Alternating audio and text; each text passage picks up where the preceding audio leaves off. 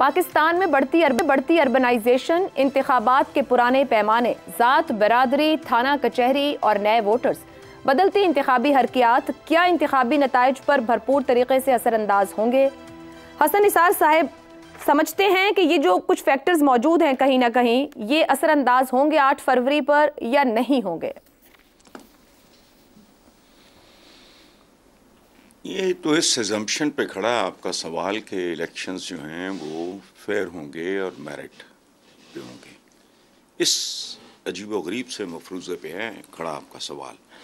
रह गई ज़ात, बरादरियाँ और बेशुमार अदर फैक्टर्स। जो आपने अर्बनाइजेशन की बात की है, ये कहते हैं जी वो ग्रीन को ग्रे कर रहे हैं। इन चवलों से बंदा को पूछे कि जिस अंदाज से टूटे हुए छितर की तरह तुम्हारी आबादी बढ़ रही है, ये मरीख पे जाएंगे? वसाइल सुकड़ रहे हैं, वो पिंडा थामा दा वो बहुत ही बुरा हाल है। खैर वो एक बात। अच्छा, रह गई ये ज़ातें, बरादरियाँ, तो ये ज़्यादा देर की मेहमान नहीं हैं। जैसे अभी कल की बात है, इट्स जस्ट यस्टरडे, कि जब हैंड पंप आया बर्रे सगीर में तो लोग हैरान रह गए। वो इसको बम्बा कहते थे, कल तक की बात है। बम्बा, they had never seen this. जैसे कभी डोलियां, कहार, लठीत, बरछीत, छत के वो कपड़े वाले पंखे और उनके चलाने वाले मखसूस मुलाजिम होते थे जो नींद में भी चलाते रहते थे, ठीक है।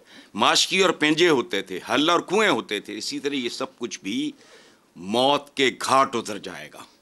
जल्लाद का नाम होगा वक्त या होगा इल्म मसीह, लेकिन इसमें वक्त लगेगा क्योंकि हमारी असल ज़ात है जहालत। ये ज़ातें, बरादरियाँ ज़्यादा देर नहीं। अच्छा, फिल वक्त जो हो रहा है ये शख्सियत परस्ती और कई सालों से मसलसल चले आ रहे हुक्मरानों से नफरत का नतीजा है। अगर इसके साथ टेम्परिंग नहीं होती, खत्म। और जो जो मफरूज़े आपने पेश किए उनमें से एक भी दुरुस्त नहीं। It is written on the wall. धांधली ख़त्म करो, इनकी ज़मानतें जब्त हो जाएंगी। श्योर कर दो, सब गलत है। या सोशल मीडिया, मोशल मीडिया करो खसारा। मैं लगाने को तैयार हूं 5-10 करोड़ रुपया, मुझे प्रोजेक्ट करके मुझे स्टार बना दो।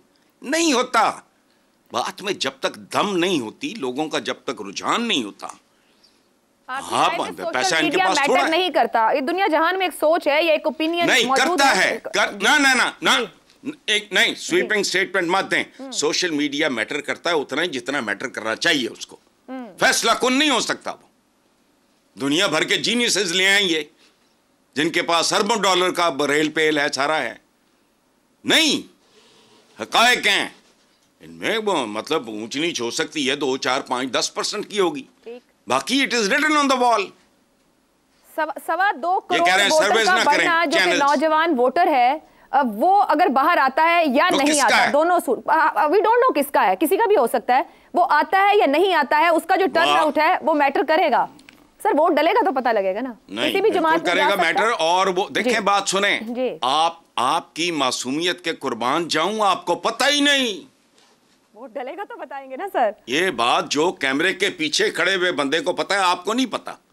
मैं तो वोट डालेगा डब्बे से तो पता चलेगा ना। वोट डाल देखें, टर्नआउट अगर माजी के उठा के देखें ना सर, अगर माजी के टर्नआउट देखें तो जो नौजवान वोटर है उसका परसेंटेज बहुत कम रहा है। वो वोट डालने नहीं आता उस तरह से जिस तरह से एक मैच्योर्ड सीनियर लोग वोट डालने। बिल्कुल ठीक कह रहे हो आप, ठीक कह रहे हो। इस बार अगर ये हुआ टर्नआउट बहुत बुरी तरह कम होगा तो वो भी इलेक्शन के मुंह पे थप्पड़ होगा।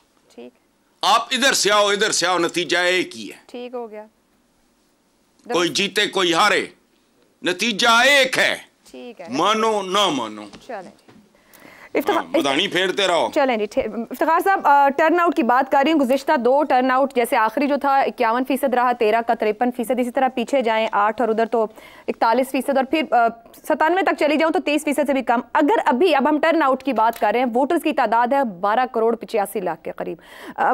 अगर कम आता है, फिर मैं अगर 40% या इससे कम 20 साल पीछे के टर्नआउट के बराबर हम जाते हैं तो कितना असर डालेगा इलेक्शन को, इलेक्शन की वैलिडिटी को, कानूनी सियासी जवाज़ देगा, क्या देगा? 30% से ज़ायद वोट जब भी पड़ेगा तो उसकी जो वैलिडिटी है उस पर सवाल तो उठेंगे, लेकिन बहरहाल वो इलेक्शन के नताइज तस्लीम तो करने पड़ेंगे।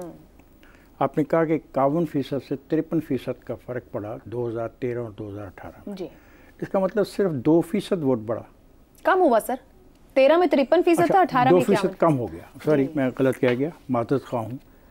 अगर कम हो गया और उस वक्त कम हो गया जब एक नई सियासी पार्टी का वलवला था, जोश व जज्बा था, जलसे थे, जुलूस थे और पूरी की पूरी इस्टेब्लिशमेंट का एक धड़ा उनके साथ कंधे से कंधा मिला के खड़ा था, अगर फिर भी वोट कम पड़ा और वो लोग नौजवानों को उस वक्त अट्रैक्ट नहीं कर सके जब उन्हें खुलेआम तकरीरों की आज़ादी थी, तंजीम की आज़ादी थी, मूव करने की आज़ादी थी, तो फिर तो मैं ये बात पूछूंगा कि ऐसा क्यों हुआ। इसका मतलब है कि हम कुछ चीज़ों को गौर से देख नहीं रहे, हमें चीज़ों को बहुत गौर से तसल्ली से देखना चाहिए। मैं ये कह देने से कि इतने वोट बढ़ गए और सारे के सारे वोट हम किसी एक पार्टी की तरफ दे दें, ये मुमकिन नहीं है, इट्स नॉट पॉसिबल ही नहीं है। बहुत तहम्मुल की बात है कि कौमी और सूबाई, आपने पहला फ़िक्रा ये कहा कि पाकिस्तान में बढ़ती अर्बनाइजेशन, जब आप पाकिस्तान में बढ़ती अर्बनाइजेशन की बात करती हैं तो मुझे अफसोस है कि इसके बावजूद कौमी और सूबाई असम्बली की नशिस्तें नहीं बढ़ी, तो ये बहुत डेंजरस टेंडेंसी है, ये गलत बात है, ये असूली तौर पे होना नहीं चाहिए।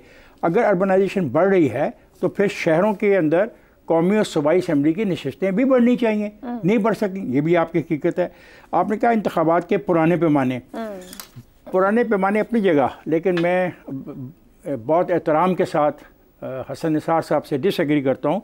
नया पैमाना सोशल मीडिया के तौर पे हमारे सामने आया है और मुझे तो लगता है कि एक सियासी पार्टी के चाहने वाले तमाम तर कार्रवाई, तमाम तर पॉलिटिकल एक्टिविटी उस सोशल मीडिया के ज़रिए करना चाहते हैं और ये बहुत ख़तरनाक रुझान है।